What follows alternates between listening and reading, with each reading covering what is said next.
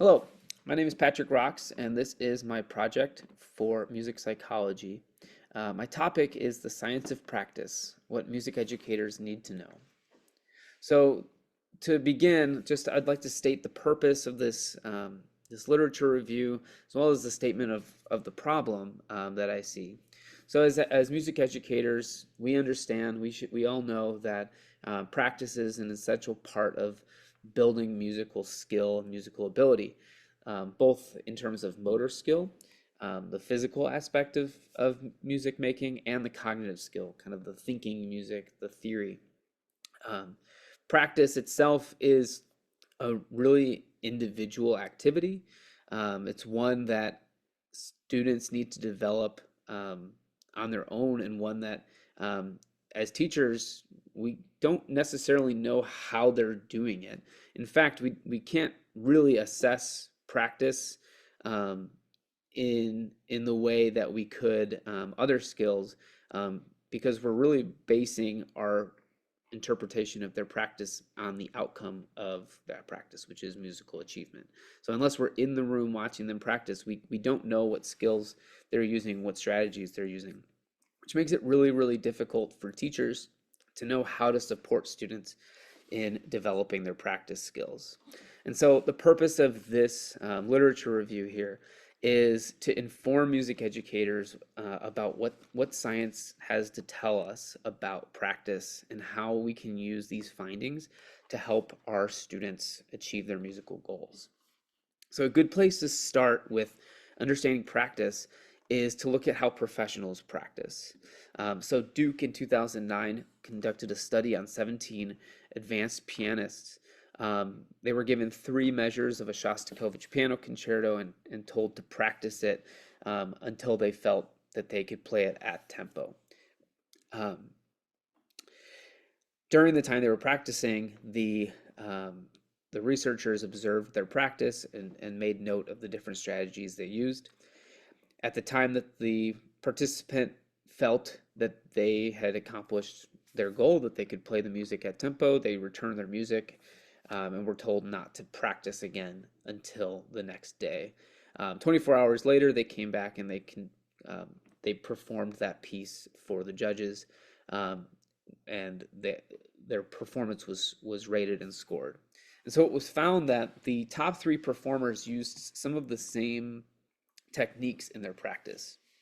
And this is really, really helpful for us to see.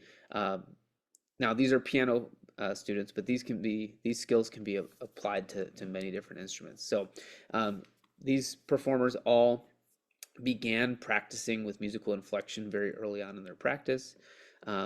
There was observable moments where the participants paused and were just kind of looking at the music, not playing physically, but maybe thinking about the music and trying to look for patterns.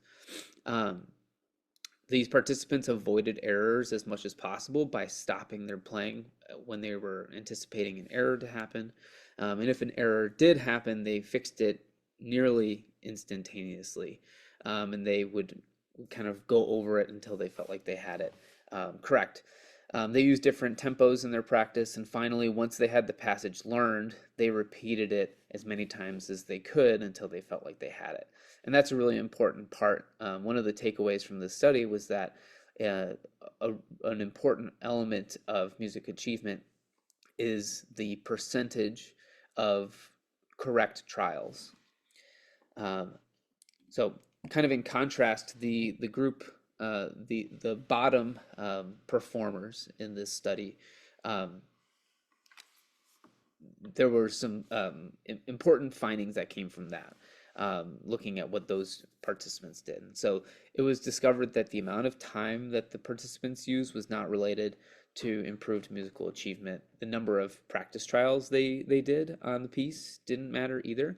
The only, like I said, the only indicator of um, musical achievement was the percentage of trials that were correct. So it's essentially the way of thinking that we should practice until we can't get it wrong instead of practicing until we get it right. So the more times we play it correct, the more our brain is able to establish strong links to how that should be performed. Um, this study reveals the use of a variety of practice strategies, and these practice strategies are highly related to self-regulation, which we'll talk about next.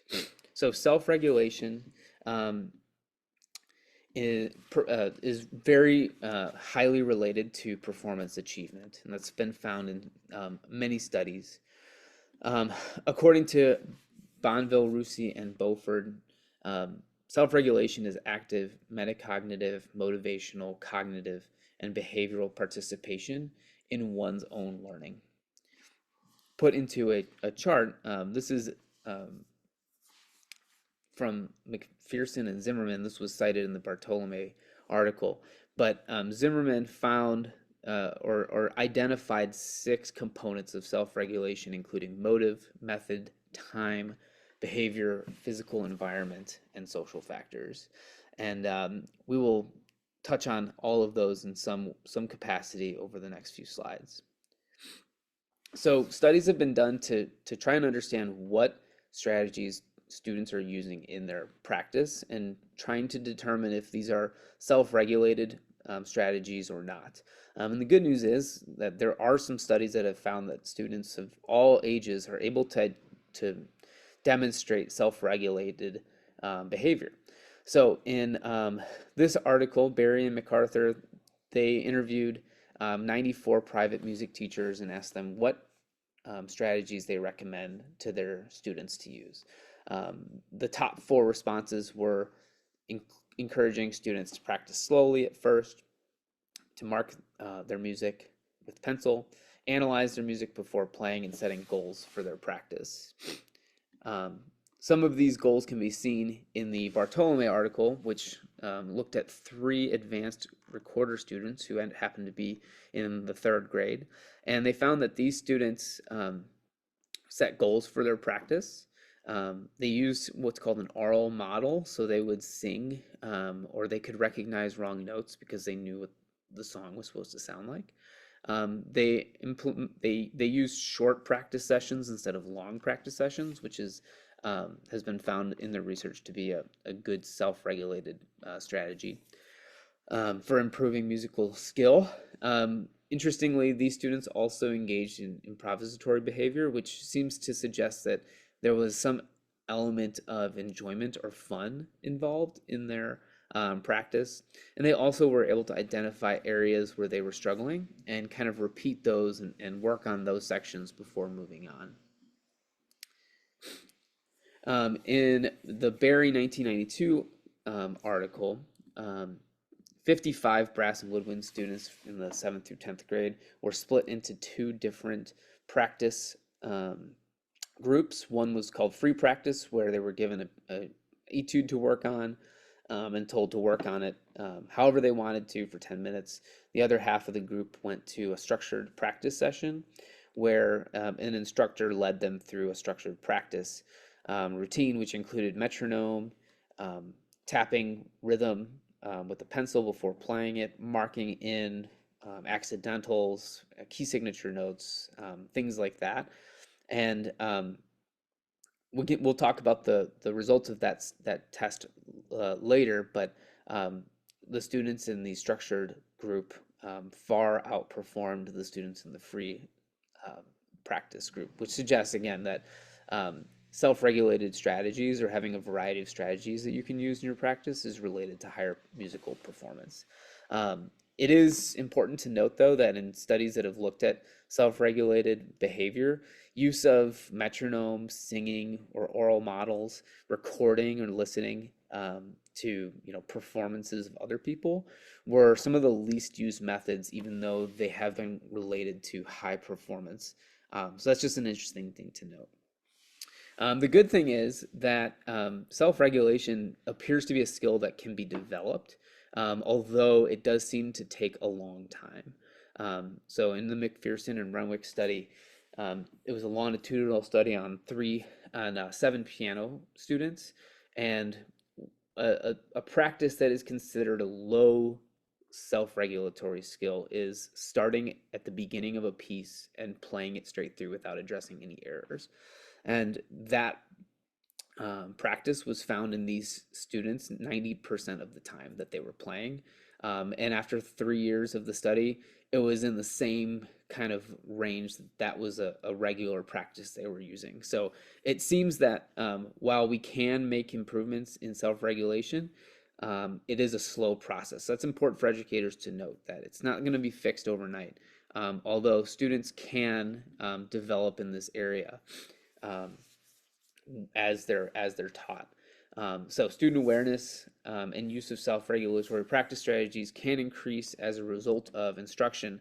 A great article, Pritchard 2020, took 105 7th and 8th grade students and gave them an etude that was appropriate to their performance level. And they were asked, how would you practice this? What would you do to practice this? And for their pretest, they just wrote, shared all of the different strategies they would use to practice it.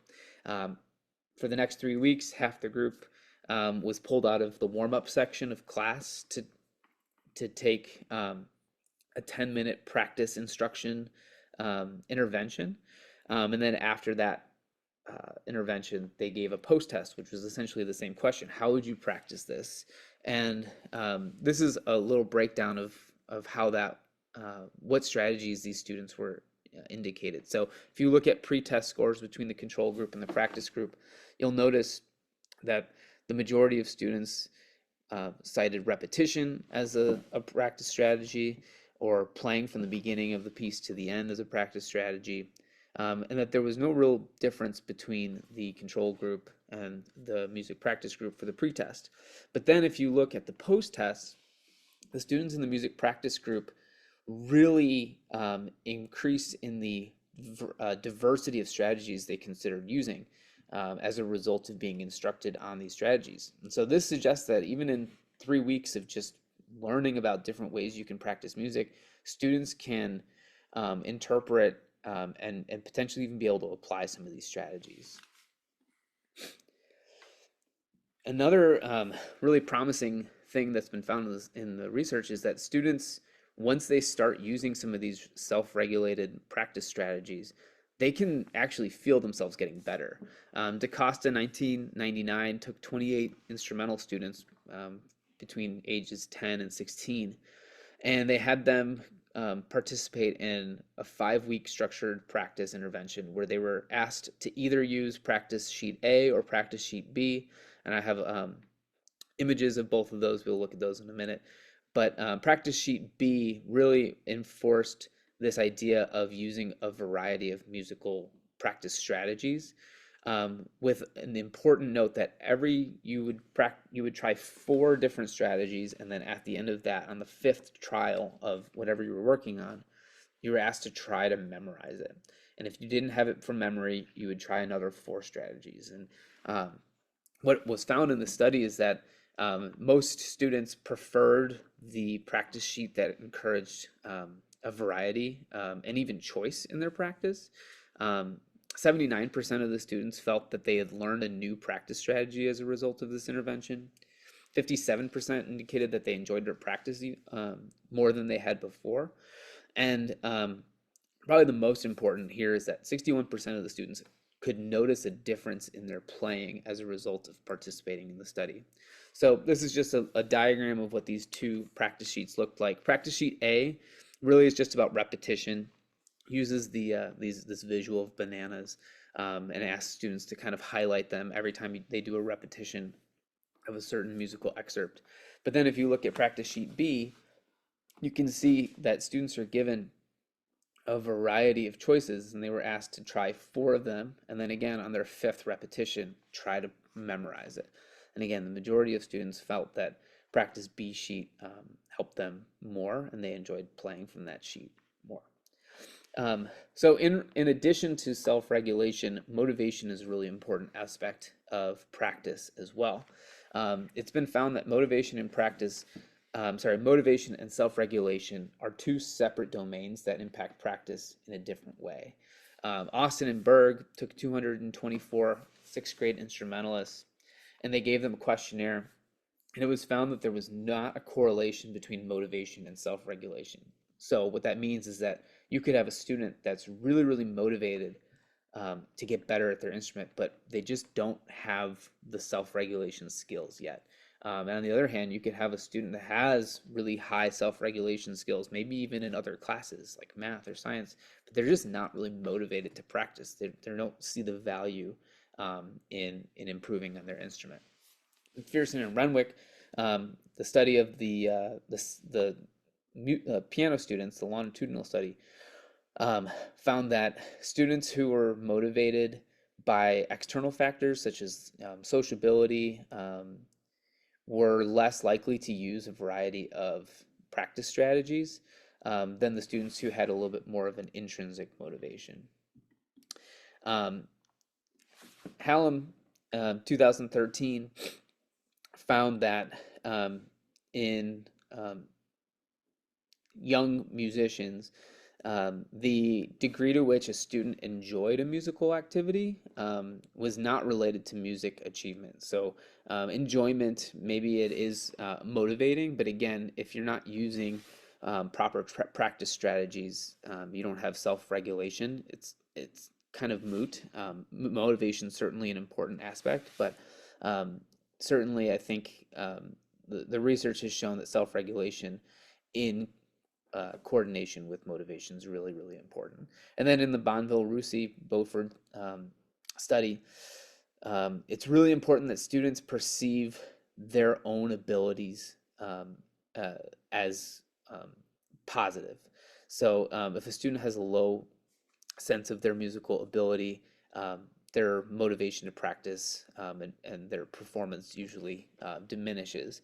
And there seems to be a cyclical link between motivation and having these experiences of musical success that builds this idea of the self-perception that you're a musician, that you can be successful as a musician, um, that the development of musical skills needs to be in some way related to future goals. So if a student sees themselves as a musician in the long term, it may be into college or as an adult, that can be a motivator that can help students achieve as well. So studies have found that teachers can play a role in helping students develop motivation.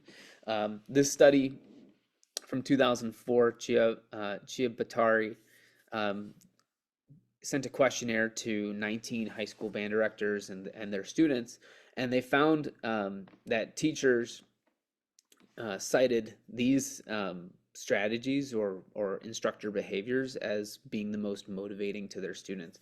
They included selecting challenging music, encouraging students to believe that their effort really does have an impact on their musical ability and achieving their goals. They encouraged private lessons. They gave students feedback on their playing, and they modeled on their instrument. And then students responded as well, and they cited that selecting difficult music and stressing the importance of effort, along with seeing their teacher play, were all motivational for them.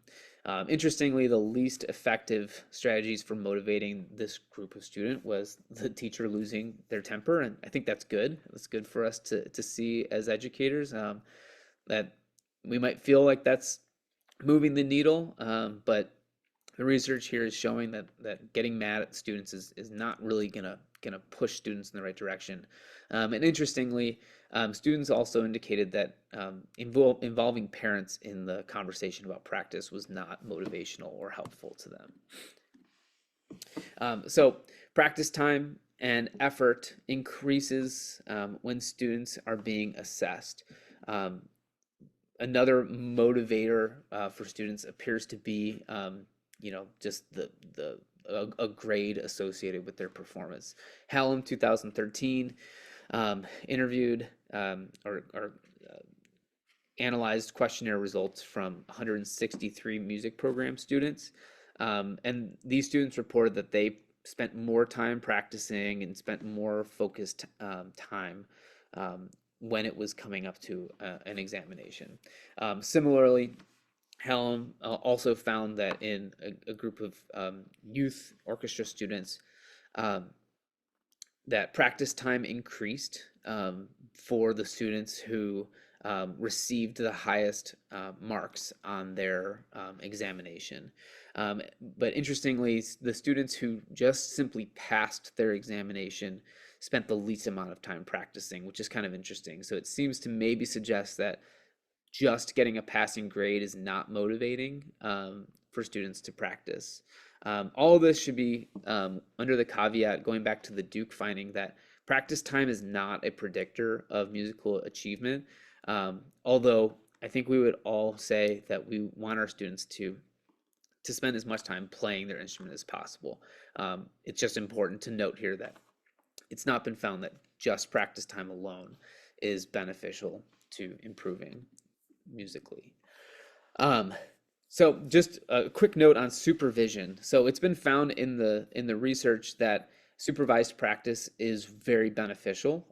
There are lots of studies out there that were cited in the work in the articles that I was reading that suggest that supervised practice can result in higher musical achievement. But in the Berry study, where it was free versus structured practice, the students that were under supervision and were required to use a metronome and were required to use some of these self-regulated strategies were had higher performance than the group in the free practice group. Although in the Berry MacArthur study and then the Ciabattari, bringing parents into the mix, or bringing some sort of supervision of practice time into the mix, it's not really a highly recommended in the field, even though it has been found to be beneficial. And I think this is kind of interesting to note. If we want to develop students' self-regulation, I think that encouraging supervision kind of defeats that purpose. So I think it makes sense that, teachers are really trying to help develop students' practice techniques and strategies, and kind of removing the crutch of, somebody watching you while you're practicing. So two quick studies that I read that are kind of off the beaten path a little bit in terms of their research. One of them is the effect of sleep on memory stabilization. This study was fascinating. Allen, 2013, took 60 non-pianists and put them into 4 different conditions. They all had to learn a simple melody on piano, and then 3 of the groups had to also learn a secondary melody that was similar, but it was different. And the order of when they learned it and when they slept was changed.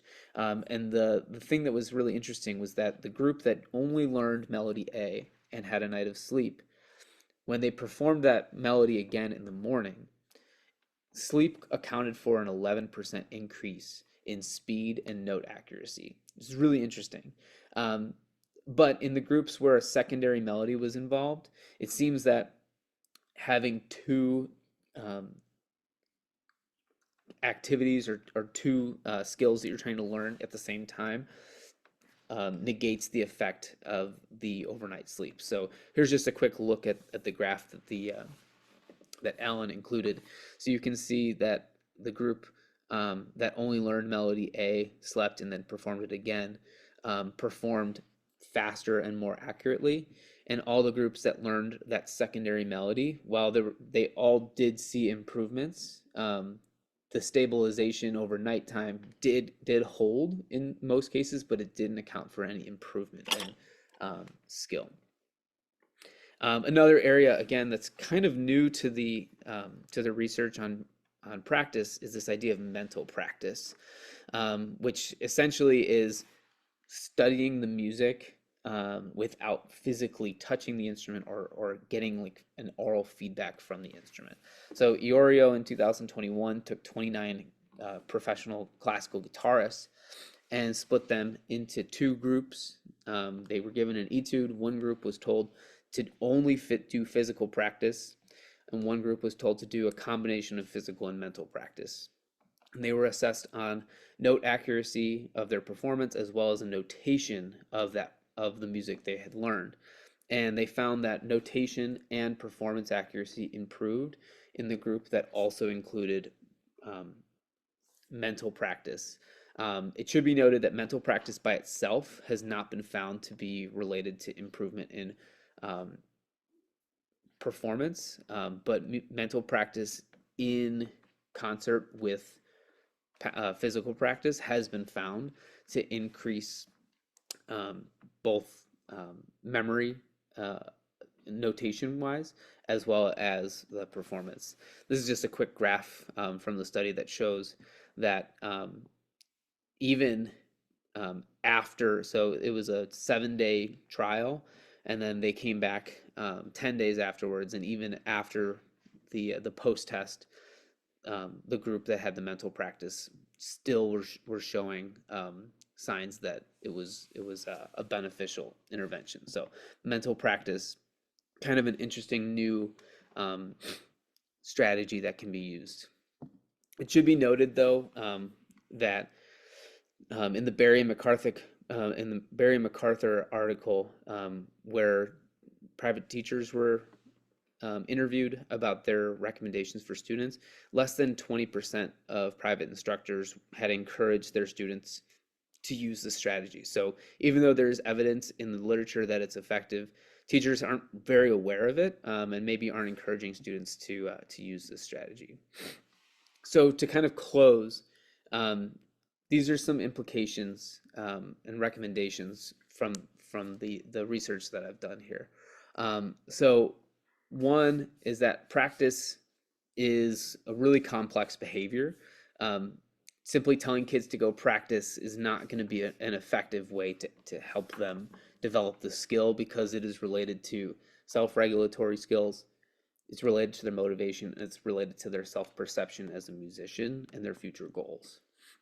Music educators um, need to keep this in mind when they're making instructional decisions and kind of designing their curricula, and they should kind of keep these three areas in mind as they're developing their students.